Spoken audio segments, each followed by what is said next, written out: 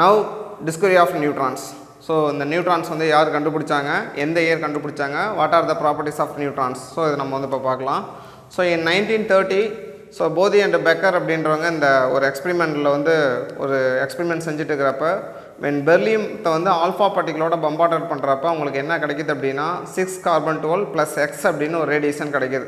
ஆக்சுவலாக when beryllium அப்படின்றது 4 beryllium 9. So 4 அப்படின்றது 4 9 அப்படின்றது 9 அப்படின்றது மாஸ் நம்பர், 4 அப்படின்றது atomic number. It is not an helium nucleus. 2He4 அப்படின்றது helium nucleus கிடையாது. It is an alpha particle. So what is the difference between the helium nucleus and alpha particle அப்படின்னா ஹீலியத்தோட நியூக்ளியஸை we are said to be alpha particle. Alpha particle அப்படின்றது எனக்கு என்ன சார்னா ஹீலியத்தோட nucleus தான் நம்ம alpha particle அப்படின்னு சொல்கிறோம். வென் பெர்லியத்தை ஆல்ஃபா பார்ட்டிகல் வச்சு பம்பார்டட் மீன்ஸ் எனக்கு என்ன சார் பண்ணுறோம் அப்படின்னா கொலைட் பண்ண வைக்கிறப்ப நம்மளுக்கு என்ன சார் கிடைக்குது அப்படின்னா 6E12 ப்ளஸ் எக்ஸ் அப்படின்ற ஒரு இன்விசிபிள் ஒரு ரேடியேஷன் நம்மளுக்கு கிடைக்குது. அந்த டைமில் they think that இது வந்து ஒரு அந்த ரேடியேஷன் வந்து எப்படி சார் இருக்குது அப்படின்னா it was a high penetrating radiation. இது வந்து ஹை பெனட்ரேட்டிங் அப்படின்னா எனக்கு என்ன சார்னா உள்ள ஊடுருவி போடுது. So if you are taking the thick lead or bone அது வழியாக நீங்கள் பெனட்ரேட் அலோவ் பண்ணுறப்ப அது வந்து ஈஸியாக எனக்கு வந்து பெனட்ரேட் ஆகி போகுது. தென் அதோட எபிலிட்டி வந்து எனக்கு எப்படி சார் இருக்குது அப்படின்னா ஹைலி பெனட்ரேட்டிங் ரேடியேஷன் அப்படின்னு என்னென்னா நார்மலாக ஒரு ரேடியேஷன் வந்து பெனட்ரேட் ஆகிறத விட it having the more power. So அந்த எக்ஸ் அப்படின்ற ஒரு பார்ட்டிகல் அந்த பார்ட்டிகளோட எபிலிட்டி எப்படி சார் இருக்குது அப்படின்னா it has the highly penetrating radiation. ரெண்டாவது it is unaffected by the electric and magnetic fields. Those particles are unaffected by the electric and magnetic fields. It is said to be neutral. அதை நம்ம என்னன்னு சொல்லணும் அப்படின்னா neutral அப்படின்னு சொல்லணும். Suppose ஒரு particle வந்து சார்ஜாக இருந்துச்சு அப்படின்னா டெஃபினட்டாக it was deflected by the electric and magnetic field. ஆனால் பெர்லியத்தை ஆல்ஃபா பார்ட்டிகல் வச்சு பம்பார்டட் பண்ணுறப்ப we are getting the 6E12 plus எனக்கு வந்து எக்ஸ் அப்படின்ற ஒரு பார்ட்டிகல் கிடைக்குது. இந்த ப்ராப்பர்ட்டிஸ் ஆஃப் திஸ் பார்ட்டிகல் எப்படி சார் இருக்குது அப்படின்னா it has the highly penetrating radiation. Also it is unaffected by the electric and magnetic fields. ஸோ இது மூலம் நம்ம என்ன சார் தெரிஞ்சுக்கிறோம் அப்படின்னா unaffected by electric and magnetic field அப்படின்னா it is said to be neutral. So அந்த டைமில் போத்தி அண்ட் பெக்கர் வந்து இந்த பார்ட்டிகல் எக்ஸ் அப்படின்றது it is not like that. இது வந்து எனக்கு என்ன சார் அப்படின்னு இட் இஸ் காமா ரேஸ் அப்படின்னு சொல்லிட்டு அவங்க நினச்சிக்கிறாங்க. ஏன்னா நம்ம வந்து பிஃபோர் கிளாஸில் ரேடியோட்டில் நம்ம படிச்சிருப்போம் alpha particle beta particle gamma படிச்சிருப்போம். So in up to 1930 neutral charge particle அப்படின்னா எனக்கு என்ன சார் அப்படின்னா காமா ரேஸ் மட்டும்தான். நியூட்ரல் பார்ட்டிகல் அப்படின்றது காமா ரேஸ் மட்டும்தான். ஸோ இன்சியலி அவங்க என்ன நினைக்கிறாங்க அப்படின்னா so it has highly penetrating radiation. It is unaffected by the electric and magnetic fields. இந்த ரெண்டு ப்ராப்பர்ட்டியுமே it's purely belongs to gamma rays. So that's why இந்த இடத்துல எக்ஸ் அப்படின்றது காமா ரேவாக இருக்கலாம் அப்படின்னு சொல்லிட்டு அவங்க நினச்சிக்கிறாங்க. காமா ரேஸ் தான் அப்படின்னு சொல்லிட்டு they believe அவங்க நம்புகிறாங்க. பட் ஆஃப்டர் 2 years 1932 சாட்விக் வந்து என்ன பண்ணுறாரு அப்படின்னா இந்த ஸ்டடி அபவுட் த எக்ஸை பற்றி ஸ்டடி பண்ணுறப்ப it is not an electromagnetic waves. Actually electromagnetic wave அப்படின்றது எனக்கு என்ன சார் அப்படின்னா group of rays. So it contains UV rays, IR rays, X rays, visible light, gamma ray and so ஒரு 7 race நம்மளுக்கு இருக்குது. ஆனால் இங்கே என்ன நினச்சாங்க ஃப்ரம் போதி அண்ட் பெக்கர் அப்படின்றவங்க இந்த எக்ஸ் அப்படின்றதோட ப்ராப்பர்ட்டியை ஸ்டடி பண்ணுறப்ப highly penetrating radiation then it is unaffected by the electric and magnetic field அப்படின்னு இருக்கிறதுனால இதோட property which is similar to the gamma ரேவாக இருக்கிறதுனால இனிஷியலாக திங்க் தட் அந்த எக்ஸ் அப்படின்றத காமா ரே அப்படின்னு அசியூம் பண்ணிட்டாங்க. ஆனால் ஆஃப்டர் 2 years 1932 சாட்விக் இந்த எக்ஸை பற்றி அவங்க ஸ்டடி பண்ணுறப்ப என்ன கண்டுபிடிக்கிறாருன்னா first it not an electromagnetic wave. அது வந்து எலக்ட்ரோமேக்னெட்டிக் வேவ் கிடையாது. அப்போ நாட் அண்ட் எலக்ட்ரோமேக்னெட்டிக் வேவ்ஸ் அப்படின்னா என்ன சார் அர்த்தம் அப்படின்னா it is set to be not and gamma ray. அது வந்து என்னன்னு சொல்லக்கூடாதுன்னா காமா ரேன்னு சொல்லக்கூடாது. ஏன்னா காமா ரே அப்படின்றது one part of the electromagnetic waves அப்படின்னு நம்ம சொல்கிறோம். தென் எகைன் இந்த எக்ஸை பற்றி டீட்டெயிலாக ஸ்டடி பண்ணுறப்போ அவங்க என்ன கண்டுபிடிக்கிறாங்கன்னா இந்த mass of the X is slightly greater than the mass of the proton. இந்த மாஸ் ஆஃப் த எக்ஸோட மாஸ் வந்து எனக்கு எப்படி சார் இருக்குது அப்படின்னா புரோட்டானோட மாஸை விட கொஞ்சம் அதிகமாக இருக்குது அப்படின்னு சொல்லிட்டு கண்டுபிடிக்கிறாங்க. ஸோ அதுக்கு பேர் என்ன சொல்கிறாங்க அப்படின்னா நியூட்ரான்ஸ் அப்படின்னு சொல்கிறாங்க. It having the of life of 13 minutes. அதோட ஆஃப் லைஃப் வந்து எனக்கு எவ்வளோ சார் அப்படின்னா 13 minutes அப்படின்னு நம்ம சொல்கிறோம். ஸோ டிஸ்கவரி ஆஃப் நியூட்ரான்ஸில் 1930 போதி அண்ட் பெக்கர் அப்படின்றவங்க பெர்லியில் ஆல்ஃபா பார்ட்டிகல் வச்சு பம்பார்டட் பண்ணுறப்ப we are getting the 6 carbon 12 plus x. இந்த எக்ஸை பற்றி நம்ம கண்டுபிடிக்கிறப்ப the properties of X rays வந்து எனக்கு ரெண்டாக இருக்குது. ஒன்று வந்து it has highly penetrating radiation, also it is unaffected by the electric and magnetic fields. இந்த ரெண்டு ப்ராப்பர்ட்டியில் அப்போ இருக்கிற பார்ட்டிகல் எது சார் அப்படின்னா காமா ரே. அப்போ அந்த எக்ஸ் அப்படின்றத காமா ரே அப்படின்னு சொல்லிட்டு அங்கே அஷ்யூம் பண்ணிக்கிறாங்க. பட் லேட்டர் 2 years 1932 சாட்விக் என்ன கண்டுபிடிக்கிறாருன்னா இந்த எக்ஸ் அப்படின்றது it is not an electromagnetic wave. இது வந்து எலக்ட்ரோமேக்னெட்டிக் வேவ் கிடையாது. இது வந்து எலக்ட்ரோமேக்னெட்டிக் வேவ் கிடையாது. அப்போ எலக்ட்ரோமேக்னெட்டிக் வேவ் இல்லை அப்படின்னா அது காமா ரே கிடையாது. ரெண்டாவது எக்ஸை பற்றி நம்ம ஸ்டடி பண்ணுறப்ப மாஸ் ஆஃப் த எக்ஸ் வந்து எப்படி சார் இருக்குது அப்படின்னா மாஸ் ஆஃப் த ப்ரோட்டானோட கொஞ்சம் அதிகமாக இருக்குது. தென் அவங்க ஃபைனலாக என்ன நேம் கொடுக்குறாங்க அப்படின்னா இது வந்து neutral particle. So that's why it is set to be neutrons. It having the of life of 13 minutes. இதோட ஆஃப் லைஃப் வந்து எனக்கு எவ்வளோ சார் அப்படின்னா 13 minutes. Then properties of neutrons நம்ம பார்க்குறப்ப நம்ம என்ன சார் சொல்கிறோம் அப்படின்னா நியூட்ரானோட சிம்பிளை 0n1 அப்படின்னு நம்ம சொல்கிறோம். So 0n1 it has the neutral charge. So இந்த நியூட்ரான் வந்து எங்கே சார் இருக்குது அப்படின்னா நியூக்ளியஸ்குள்ளே இருக்குது. You already know the charge of the nucleus is positive. என்ன நியூக்ளியஸ்குள்ளே யார் சார் இருக்காங்க அப்படின்னா பாசிட்டிவ் சார்ஜில் இருக்கக்கூடிய ப்ரோட்டானும் நியூட்ரல் சார்ஜ் இருக்கக்கூடிய நியூட்ரானும் பாசிட்டிவ் சார்ஜில் இருக்கக்கூடிய ப்ரோட்டான் அண்ட் நியூட்ரல் சார்ஜில் இருக்கக்கூடிய நியூட்ரான் இருக்குது. இன்சைட் த நியூக்ளியஸ் நியூட்ரான் வந்து எனக்கு என்ன சார் அப்படின்னா stable.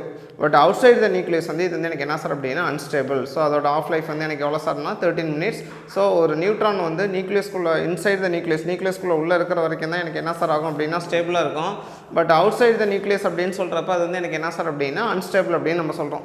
Suppose if you R eliminating the neutron from the nucleus, ஒரு நியூக்ளியஸ்லேருந்து நான் நியூட்ரானை எலிமினேட் பண்ணிட்டேன் அப்படின்னா அதோட டிகே மீன்ஸ் எனக்கு வந்து என்னென்னா அழிஞ்சு போகிறது, டிஸ்இன்டகிரேட் ஆகிறத நமக்கு கொடுத்துருக்கோம். ஸோ 0 நியூட்ரான் நீங்கள் வந்து ஒரு நியூக்ளியஸ்லேருந்து நியூட்ரான் வந்து வெளியே எடுத்துட்டிங்க அப்படின்னா ஒரு half life it having the of life of 13 minutes. 30 minutesல அது எனக்கு எப்படி சார் டிகே ஆகும் அப்படின்னா 1 proton plus 1 electron plus antineutrino which is nothing but is commonly known by the beta minus decay. இது வந்து நம்ம என்னன்னு சொல்கிறோம் அப்படின்னா beta minus decay அப்படின்னு சொல்கிறோம்.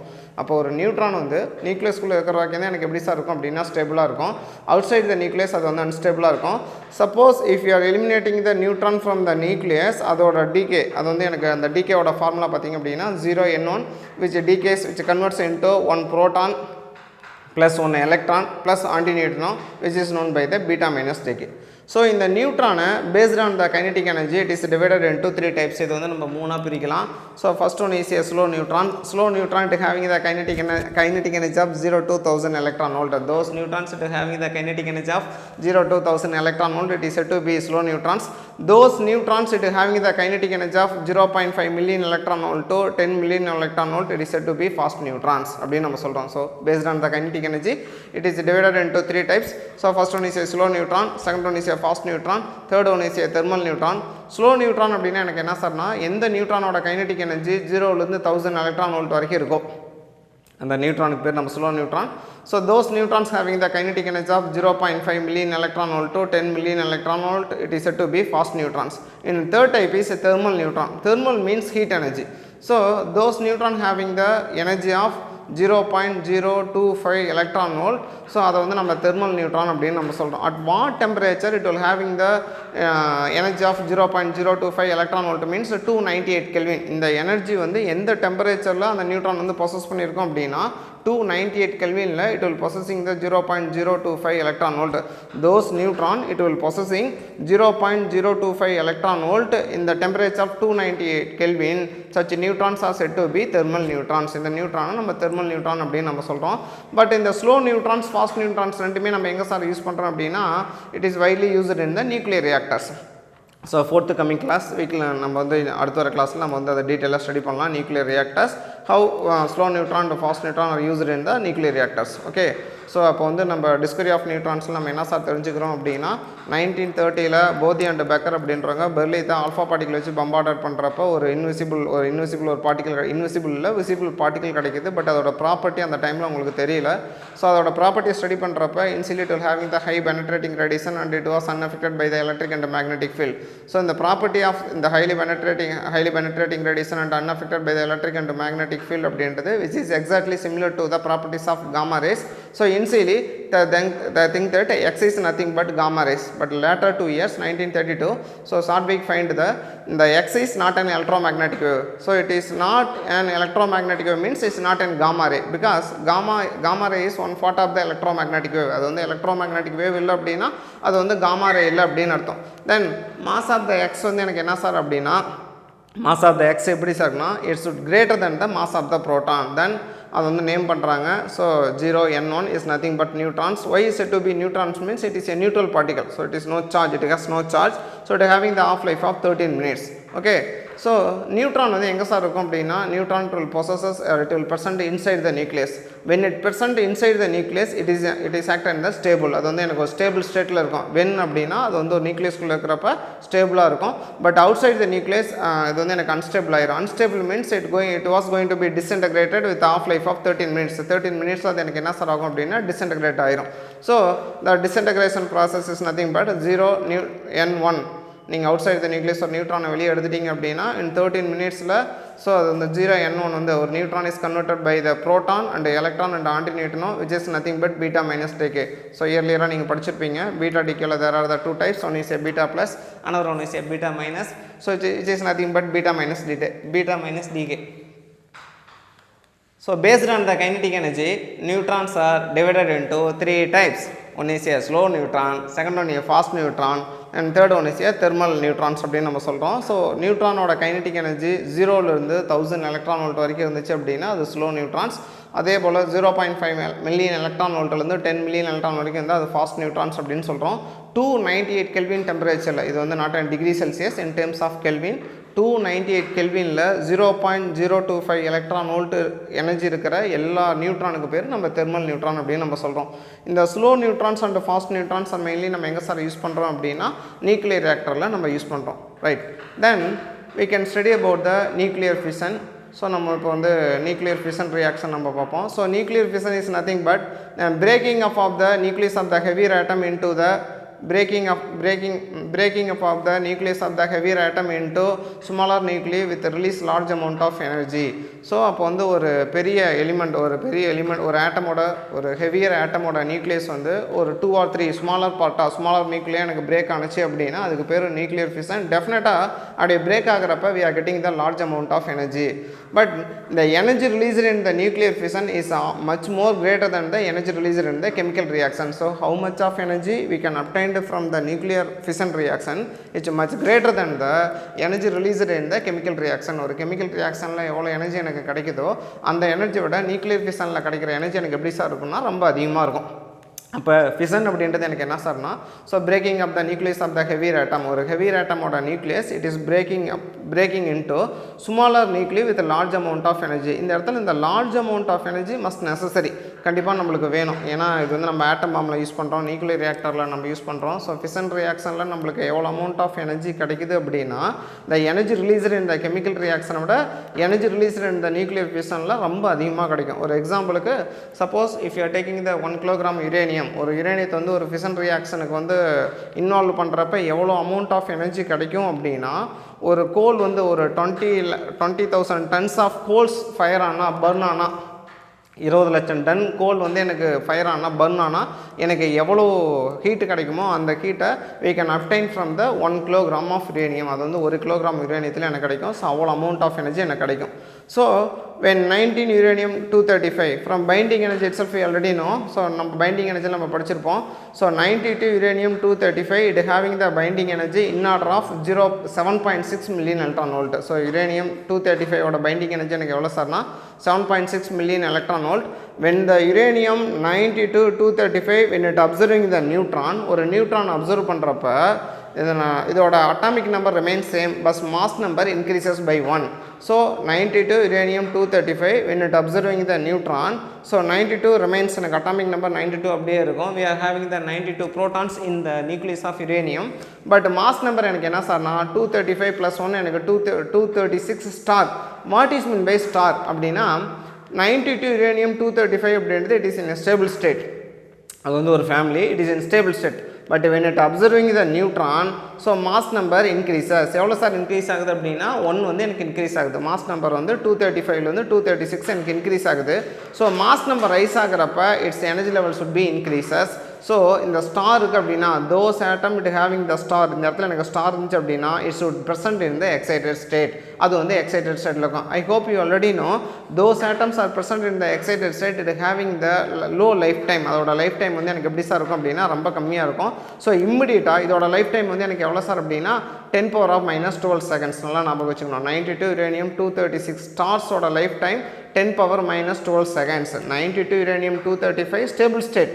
When it observing the neutron, it will converted into 92 uranium 236 star means it will present in the excited state, it will having the lifetime of 10 power minus 12 seconds.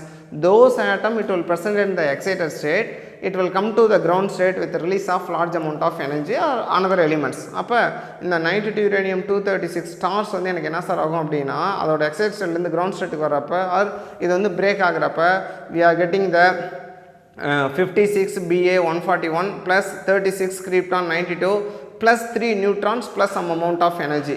So அப்போ வந்து 56 Ba 141 இது வந்து 56 atomic number, 141 mass number, here 36 atomic number, 92 mass number, 3 neutrons plus எனக்கு energy கிடைக்குது. அப்போ 92 uranium 235 ஒரு neutron observe பண்ணுறப்ப எனக்கு 92 uranium 236 ஸ்டாராக மாறிட்டு அது மறுபடியும் எனக்கு பிரேக் ஆகிறப்ப எனக்கு வந்து Ba krypton 3 neutrons plus energy கிடைக்குது.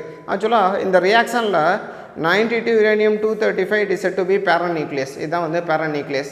இந்த 56 Ba 141 plus 36 krypton 92 plus 3 neutrons plus Q அப்படின்றது daughter nucleus. அப்போ நம்ம என்ன சொல்கிறோம் அப்படின்னா இந்த நியூக்ளியர் ஃபிஷன் ரியாக்ஷன் வந்து நம்ம என்ன தெரிஞ்சுக்கிறோம்னா binding energy of the paranucleus very less, but the binding energy of the daughter nucleus is more. Why? Because of when the uranium is disintegrated when it observing the neutron, ஒரு uranium வந்து எனக்கு நியூட்ரானா வந்து neutron observe பண்ணுறப்ப it will be exploded, so it will be disintegrated அப்படின்னு நம்ம சொல்கிறோம். ஆனால் Ba krypton அப்படின்றத எனக்கு என்ன சார் அப்படின்னா ஸ்டேபிள் ஸ்டேட்டில் இருக்குது, பிகாஸ் கிரிப்டான் அப்படின்றது ரேர் கேஸ், ஸோ இது எனக்கு ஸ்டேபிள் ஸ்டேட்டில் இருக்குது. அப்போ இது வந்து இட் கேனாட் ஈஸிலி ப்ரோக், அதை வந்து நம்ம ஈஸியாக உடைக்க முடியாது. It cannot easily undergoing the disintegration, அது வந்து டிஸ்இன்டகிரேஷனுக்கு அவ்வளோ ஈஸியாக வந்து எனக்கு என்ன சார் ஆகாதுன்னா இன்வால்வ் ஆகாது. So that's why nuclear fission ரியாக்ஷனில் பேரன் நியூக்ளியஸோட பைண்டிங் எனர்ஜி வந்து எனக்கு கம்மியாகும், அதே டாட்டர் நியூக்ளியஸோட பைண்டிங் எனர்ஜி எனக்கு எப்படி சார் இருக்கும் அப்படின்னா அதிகமாக இருக்கும். ஸோ 92 uranium 235 வந்து நியூட்ரான் அப்சர்வ் பண்ணுறப்ப இது வந்து ஒரு மெத்தட், இந்த மாதிரி ஒரு பாசிபிலிட்டிஸ் இருக்குது. இன்னொரு பாசிபிலிட்டிஸ் என்ன சார் அப்படின்னா 92 uranium 235ஓட 92 uranium 235 ஒரு நியூட்ரானோட பம்பார்டர் பண்ணுறப்போ ஒரு நியூட்ரான் வந்து அப்சர்வ் பண்ணுறப்ப 92 uranium 236 ஸ்டாராக மாறிட்டு ப்ளஸ் எனக்கு என்ன சார் அப்படின்னா 54 xenon 140 ப்ளஸ் எனக்கு என்ன சார் அப்படின்னா 38 SR 96 ப்ளஸ் 2 நியூட்ரான்ஸ் ப்ளஸ் எனக்கு எனர்ஜி கிடைக்கும். ஸோ அப்போ இங்கே வந்து நம்மளுக்கு என்ன கிடச்சிதுன்னா 56 Ba 141 plus krypton plus 3 neutrons கிடச்சிது. இங்கே வந்து எனக்கு என்ன சார் கிடைக்குது அப்படின்னா 54 xenon 140 plus 38 SR 96 plus 2 neutrons plus எனக்கு என்ன சார் ஆகுது அப்படின்னா எனர்ஜி வந்து எனக்கு கிடைக்குது. ஸோ அப்போ ஒரு ரியாக்ஷனில் எனக்கு 3 நியூட்ரான்ஸும் இன்னொரு ரியாக்ஷனில் எனக்கு 2 நியூட்ரான்ஸும் கிடைக்குது. அப்போ ஆவரேஜாக we are getting the 2.5 neutrons in the nuclear fission reaction. ஒரு ரியாக்ஷனில் 3 நியூட்ரானும் இன்னொரு ரியாக்ஷனில் 2 நியூட்ரானும் எனக்கு கிடைக்கிறதுனால ஆவரேஜாக பார்க்குறப்ப 2.5 நியூட்ரான்ஸ் எனக்கு கிடைக்குது. then we are getting how much energy released in fission reaction. நம்ம ஒரு fission reactionல எவ்வளோ எனர்ஜி வந்து நம்மளுக்கு ரிலீஸ் பண்ணோம், ஒரு fission reactionல எவ்வளோ எனர்ஜி வந்து நம்மளுக்கு கிடைக்கும் அப்படின்னு நம்ம பார்த்தோம். ஸோ நம்ம முன்னாடி நம்ம என்ன பார்த்தோம் அப்படின்னா energy released in the fission reaction is much greater than the energy released in the chemical reaction. So ஒரு கெமிக்கல் ரியாக்ஷனில் நம்மளுக்கு எவ்வளோ எனர்ஜி கிடைக்குதோ அந்த எனர்ஜியை விட நியூக்ளியர் ஃபிஷனில் கிடைக்கக்கூடிய எனர்ஜி வந்து எப்படி சார் இருக்கும் அப்படின்னா ரொம்ப அதிகமாக இருக்கும். So now we are going to calculate how much energy we are getting in the fission reaction. ஒரு fission reactionல எவ்வளோ எனர்ஜி நம்மளுக்கு கிடைக்குதுன்னு நம்ம பார்ப்போம். So if you are taking the any one of the fission reaction, ஒரு fission reaction எடுக்கிறோம் 92 uranium 235 when it observing with a neutron, ஒரு நியூட்ரான் அப்சர்வ் பண்ணுறப்ப it is converted into 92 uranium 236. That means atomic number remains same but mass number increases by 1. 235 is converted into 236 star. When it observing the neutron, it will situated in the excited state. So when it placed in the excited state, it having the lifetime of 10 power of minus 12 seconds. அது excited stateல இருக்கிறப்ப அதோட lifetime வந்து 10 power of minus 12 seconds. So immediately அது வந்து disintegrate ஆகும். எப்படி sir disintegrate ஆகும் அப்படின்னா 56 Ba 141 plus krypton plus 3 neutrons plus Q. இந்த இடத்துல Q அப்படின்றத நம்ம எனர்ஜி. ஸோ ஃபஸ்ட் நம்ம என்ன கண்டுபிடிக்கிறோம் அப்படின்னா அந்த mass of the 92 uranium 235. So in terms of atomic mass unit இது வந்து நம்ம ஏற்கனவே சொல்லியிருக்கோம். ஸோ மாஸ் ஆஃப் நீங்கள் எப்போவுமே கண்டுபிடிக்கிறப்ப in terms of atomic mass யூனிட்டில் தான் நம்ம சொல்லணும். ஒய் பிகாஸ் ஆஃப் கால்குலேஷனுக்கு அதான் கன்வீனியண்ட்டாக இருக்கும். பை ரைட்டிங் SI யூனிட்ஸ் அதில் வந்து உங்களுக்கு 10 பவர் மைனஸ் 27 10 பவர் மைனஸ் 30 வரும். அது ரொம்ப சுமாலாக இருக்கிறதுனால SI யூனிட்டை நெக்லேட் பண்ணிவிட்டு we can use in terms of atomic mass unit. Then mass of 92 uranium 235 which is equal to 235.045733 U means atomic mass unit. Then mass of the neutron so 0n1 is equal to 1.008665 atomic mass unit. So இது வந்து எனக்கு என்ன sir அப்படின்னா பேரன் nucleus 92 uranium 235 plus எனக்கு என்ன sir அப்படின்னா 0n1 அப்படின்னு நம்ம சொல்கிறோம். ஸோ தென் இந்த parent nucleus is also said to be reactant அப்படின்னு சொல்லலாம். ஸோ அப்போ total mass of the reactant அப்படின்னா இந்த 92 uranium 235ஓட மாஸையும் then mass of the neutron நம்ம ரெண்டையும் ஆட் பண்ணிக்கணும். So while adding we are getting the 236.054398 atomic mass units. இது வந்து total mass of the reactant. Then இப்போ total mass of the product கண்டுபிடிக்கணும். ஸோ ஃபஸ்ட்டு வந்து mass of 56Ba141, so 140.9177 atomic mass units. Then mass of the krypton அப்படின்னா 36, krypton 92 வந்து 91.8854 atomic mass units. Then எனக்கு 3 neutrons கிடைக்கும்.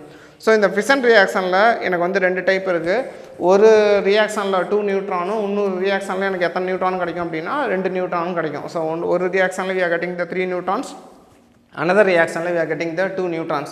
By averaging we are getting the 2.5 neutrons per fission reaction. ஒரு fission reaction ஆவரேஜாக எனக்கு எவ்வளோ sir கிடைக்கும் அப்படின்னா 2.5 neutrons கிடைக்கும். ஸோ நம்ம ஃபஸ்ட்டு வந்து total mass of the reactant கண்டுபிடிச்சிட்டிங்க. Then total mass of the product கண்டுபிடிக்கணும். ஸோ அப்போ ப்ராடக்ட்டுக்கு வந்து முதல்ல BA, கிரிப்டான், 3 நியூட்ரான், இதோட 3ஓட mass in terms of atomic mass யூனிட்டில் இருக்குது. ஸோ இதை நான் ஆட் பண்ணுறப்ப எனக்கு என்ன சார் அப்படின்னா total mass of the product எனக்கு கிடைக்கும். So total mass of the product வந்து எனக்கு எவ்வளோ சார் அப்படின்னா 235.829095 atomic mass units அப்படின்னு நம்ம சொல்கிறோம். ஸோ இது வந்து எனக்கு என்ன சார் அப்படின்னா total mass of the product. இது வந்து எனக்கு என்ன சார் அப்படின்னா total mass of the reactant. So இது ரெண்டையும் நீங்கள் செப்பரேட் பண்ணுறப்ப we are getting the delta m. Delta m is nothing but there is the mass difference between the reactant and the product, which is commonly known as the mass effect. அது நம்ம என்னன்னு சொல்கிறோம் அப்படின்னா mass effect. Mass effect is nothing but and while a reaction how much of mass we can be lost or it can be disappeared. எவ்வளோ mass வந்து நம்ம இழந்துட்டோம் இல்லை எவ்வளோ மாஸ் வந்து டிஸப்பியர் ஆயிருக்கு அப்படின்றதான் we are said to be mass defect அப்படின்னு சொல்கிறோம். there is a mass difference which is known by the mass defect அப்படின்னு சொல்கிறோம். ஸோ எனக்கு எவ்வளோ சார் அப்படின்னா 0.2253 atomic mass units அப்படின்னு நம்ம சொல்கிறோம். So we have calculated the energy.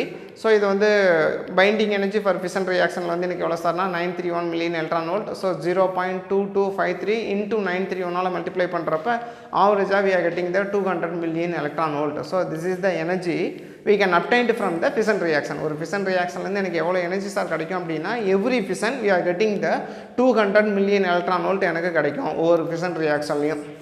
இது வந்து ரொம்ப ஸ்மாலஸ்ட் அமௌண்ட் ஆஃப் எனர்ஜி கிடையாது. It is the enormous amount of energy. Then இந்த ஃபிஷன் ரியாக்ஷனில் வந்து எனக்கு என்ன சார் இருக்குது அப்படின்னா there are the 2 types of reaction which is commonly known as the chain reaction. அந்த வந்து நம்ம என்ன சொல்கிறோம் அப்படின்னா செயின் ரியாக்ஷன் அப்படின்னு நம்ம சொல்கிறோம். ஸோ இந்த செயின் ரியாக்ஷன் அப்படின்றது எனக்கு என்ன சார் அப்படின்னா இது வந்து நம்ம ரெண்டாக பிரிக்கலாம். ஒன்று வந்து அன்கண்ட்ரோல்டு செயின் ரியாக்ஷன், ரெண்டாவது வந்து controlled chain reaction. So chain reaction based on இது வந்து அதோட டைப்ஸ் வச்சு நம்ம ரெண்டாக பிரிக்கிறோம். ஒன்று வந்து அன்கண்ட்ரோல்டு செயின் ரியாக்ஷன், ரெண்டாவது வந்து controlled chain reaction. When 92 uranium 235 undergoes the fission reaction, the energy released might be the small. So இது வந்து எனக்கு என்ன சார் அப்படின்னா இந்த 200 million electron volt அப்படின்றது ஒரு ஃபிஷனுக்கு உண்டான energy small. Each fission reaction 3 neutrons can be released. இந்த செயின் ரியாக்ஷனில் வந்து எனக்கு 2 டைப் இருக்குன்னு சொன்னாலவா, ஒன்று வந்து அன்கண்ட்ரோல்டு, அனதர் ஒன்று வந்து கண்ட்ரோல்டு. ஸோ அன்கண்ட்ரோல்டு செயின் ரியாக்ஷனில் தான் இங்கே நம்ம சொல்லியிருக்கோம். ஸோ எனக்கு 3 நியூட்ரான்ஸ் வந்து 9 நியூட்ரான்ஸாக மாறும், 9 நியூட்ரான்ஸ் 27ஆக மாறும், 27 வந்து 81ஆக மாறும். Rises by the factor of 3n. So என்ன ஃபேக்டரில் வந்து எனக்கு நியூட்ரான் வந்து ரைஸ் ஆகும் அப்படின்னா 3n அப்படின்ற ஃபார்முலாவில் எனக்கு ரைஸ் ஆகிட்டே போகும். ஸோ இந்த ப்ராசஸ் வந்து ஒரு செயின் ரியாக்ஷனில் இருந்துச்சு அப்படின்னா it is set to be uncontrolled chain reaction. அதை நம்ம என்ன சார் சொல்கிறோம் அப்படின்னா அது அன்கண்ட்ரோல்டு செயின் ரியாக்ஷன்ஸ் அப்படின்னு சொல்கிறோம். when the neutrons are multiplying by the factor of 3n. 3n அப்படின்ற ஃபார்முலாவில் எனக்கு நியூட்ரான்ஸ் வந்து ரைஸ் ஆகிட்டே போணுச்சு அப்படின்னா அந்த ரியாக்ஷனுக்கு பேர் நம்ம வந்து அன்கண்ட்ரோல்டு செயின் ரியாக்ஷன் அப்படின்னு நம்ம சொல்கிறோம். சப்போஸ் வந்து எனக்கு வந்து நியூட்ரான்ஸ் வந்து கண்ட்ரோலபுளாக இருந்துச்சு அப்படின்னா அது கண்ட்ரோல்டு செயின் ரியாக்ஷன் அப்படின்னு நம்ம சொல்கிறோம். ஸோ செயின் ரியாக்ஷனை ரெண்டாக பிரிக்கலாம். ஒன்று வந்து அன்கண்ட்ரோல்டு செயின் ரியாக்ஷன், ரெண்டாவது வந்து controlled chain reaction. Uncontrolled chain ரியாக்ஷனில் neutrons are multiples by the factor of 3n. Controlled chain ரியாக்ஷனில் நியூட்ரான்ஸ் வந்து எனக்கு கண்ட்ரோலாக ரைஸ் ஆகிட்டே போகும். தென் ஸோ எனக்கு என்ன சார் ஆகும் அப்படின்னா இந்த நம்பர் ஆஃப் நியூட்ரான்ஸ் வந்து எனக்கு என்ன சார் ஆகும் அப்படின்னா இன்க்ரீஸ் ஆகிட்டே போகும். when the number of neutrons goes on increasing in the geometric progression. இது வந்து இப்போ நம்ம 2 டைப்பாக இங்கே எழுதியிருக்கோம். ஒன்று வந்து uncontrolled chain reaction. Uncontrolled chain ரியாக்ஷனில் த நம்பர் ஆஃப் நியூட்ரான்ஸ் வந்து மல்டிப்ளை இன்டிஃபினிட்லி அப்படின்னா by the factor of 3n. So இது எங்கே சார் இருக்குது அப்படின்னா ஆட்டம் பாம்பில் நடக்குது. ரெண்டாவது வந்து கண்ட்ரோல்டு செயின் ரியாக்ஷன். இது வந்து எனக்கு என்ன சார் அப்படின்னா the number of neutrons which is used to the next reaction. அடுத்த ரியாக்ஷனுக்கு நம்ம எவ்வளோ நியூட்ரானை யூஸ் பண்ணுறோம் அப்படின்னா it is exactly equal to 1.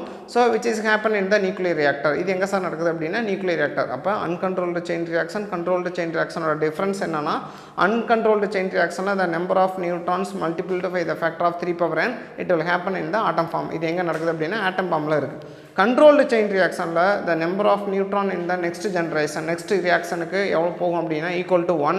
So it will happen in the nuclear reactor. இது எங்கே சார் நடக்குது அப்படின்னா நியூக்ளியர் ரியாக்டரில் எனக்கு நடக்குது. சரி ரைட். இப்போ நான் என்ன சார் பண்ணுறேன் அப்படின்னா இந்த டயக்ராமில் we can see about the uncontrolled chain reaction and controlled chain reaction நம்ம இங்கே கொடுத்துருக்கோம். ஸோ இது வந்து எனக்கு என்ன சார் அப்படின்னா ஒரு 92 uranium 235 when it observing the neutron.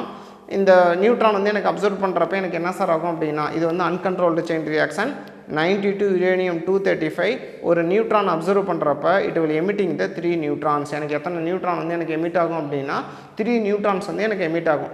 So இந்த ப்ராசஸ் எங்கே சார் நடக்கும் அப்படின்னா it will happen inside the container. அது வந்து ஒரு கண்டெய்னருக்குள்ளே தான் நடக்கும். அப்போ நீங்கள் ஒரு கண்டெய்னர் ஃபுல்லாக நீங்கள் 92 uranium 235 ஆக்குபை பண்ணியிருக்கீங்க.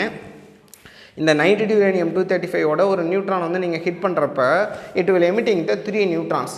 இந்த 3 நியூட்ரான்ஸ் என்ன சார் பண்ணோம் அப்படின்னா அந்த கண்டெய்னரோட வாலில் போட்டுட்டு திரும்பி ரிட்டர்ன் பேக் ஆகி again it will hit on the uranium. So those uranium place in the container. அந்த கண்டெய்னருக்குள்ளாரே எனக்கு ஹிட் ஆகி அதுக்குள்ளே யுரேனியத்தையும் மறுபடியும் ஹிட் ஆகும். ஸோ அப்போ இந்த ஒரு நியூட்ரான் வந்து எகைன் யுரேனியத்தோட ஹிட் ஆகிறப்ப it will emitting the 3 neutrons. அதே போல் இந்த ஒரு நியூட்ரான் எனக்கு என்ன பண்ணுது அப்படின்னா இந்த யுரேனியத்தோட ஹிட் ஆகிறப்ப another 3 நியூட்ரான்ஸ் கிடைக்குது. அதே போல் எனக்கு என்ன சார்னா இந்த நியூட்ரான் என்ன பண்ணுது அப்படின்னா இந்த யுரேனியத்தோட ஹிட் ஆகிறப்ப we are getting the another 3 neutrons. அப்போ இங்கே வந்து 92 uranium 235 எனக்கு 92 uranium 235 இருக்குது. இங்கே ஒரு நியூட்ரானுக்கு when it observing it will emitting the 3 neutrons. எனக்கு இங்கே எத்தனை நியூட்ரான்ஸ் கிடைக்குது 3 நியூட்ரான் கிடைக்குது.